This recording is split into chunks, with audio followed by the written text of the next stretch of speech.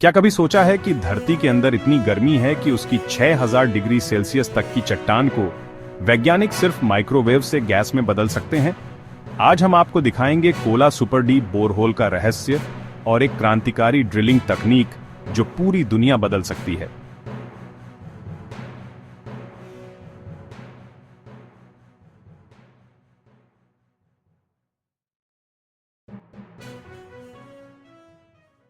नमस्ते, यह है रियल इंजीनियरिंग हिंदी, जहां हम वैज्ञानिक तथ्यों को आसान भाषा में बताते हैं ताकि आप भी बड़े से बड़ा विज्ञान समझ सकें। रूस के कोला प्रायद्वीप में 1970 में शुरू हुआ सबसे गहरा ड्रिलिंग प्रोजेक्ट। 12 किलोमीटर तक खोदा गया यह छेद धरती का अब तक का सबसे गहरा।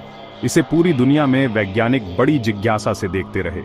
इतने गहरे छेद तक पहुंचना जितना मुश्किल था, उसके कारण और वहां क्या क्या खोजें हुई, यही तो आज हम जानने वाले हैं। धरती के अंदर हमारे पैरों के नीचे तापमान 6000 डिग्री सेल्सियस तक पहुंचता है। सोचिए, इस इतनी गर्मी का सिर्फ 0% निकाल के हम 2 लाख साल तक बिजली चला सकते हैं। पर इतनी गर्मी तक पहुंचने की तकनीक आज तक सीमित ही है। क्यों? क्योंकि गहराई के साथ तापमान बढ़ता है और चट्टानें इतनी सख्त हो जाती हैं कि ड्रिलिंग बेहद मुश्किल हो जाती है। क्या होता है जब पानी 373 डिग्री सेल्सियस और 22 मेगापास्कल के दबाव पर पहुंचता है? यह बन जाता है सुपर क्रिटिकल स्टीम, जो पारंपरिक भाप से कई गुना ज्यादा ऊर्जा देता है। यदि हम इस भाप का सही उपयोग करें तो बिजली उत्पादन बेहद कुशल और पर्यावरण के अनुकूल बन जाएगा। अब तक ड्रिल करते करते 3 किलोमीटर तक पहुंचने में हमें $6 मिलियन खर्च करने पड़ते हैं। 6 किलोमीटर ड्रिलिंग का खर्च बढ़कर $27 मिलियन हो जाता है। दरअसल ड्रिल बिट्स जल्दी घिस जाते हैं, पाइप को बार बार ऊपर निकालना पड़ता है और गहराई के साथ चट्टानें सख्त होती जाती हैं, जिससे काम भी धीमा पड़ जाता है। क्वाइज एनर्जी ने तकनीक में क्रांति ला दी है। वे जायरोट्रॉन नामक यंत्र का उपयोग कर माइक्रोवेव की मदद से चट्टान को सीधे गैस में बदल रहे हैं। यह यंत्र इलेक्ट्रॉनों को चुंबकीय क्षेत्र में घुमाकर तेज माइक्रोवेव स्थान पर भेजता है, जो चट्टान को पहले पिघलाता है और फिर वाष्पित कर देता है। इससे परंपरागत ड्रिलिंग की समस्याएं कम हो जाती हैं। ह्यूस्टन की लैब में क्वाइज ने विभिन्न चट्टानों, गैस की मात्रा और माइक्रोवेव की तीव्रता को लेकर कई प्रयोग किए हैं।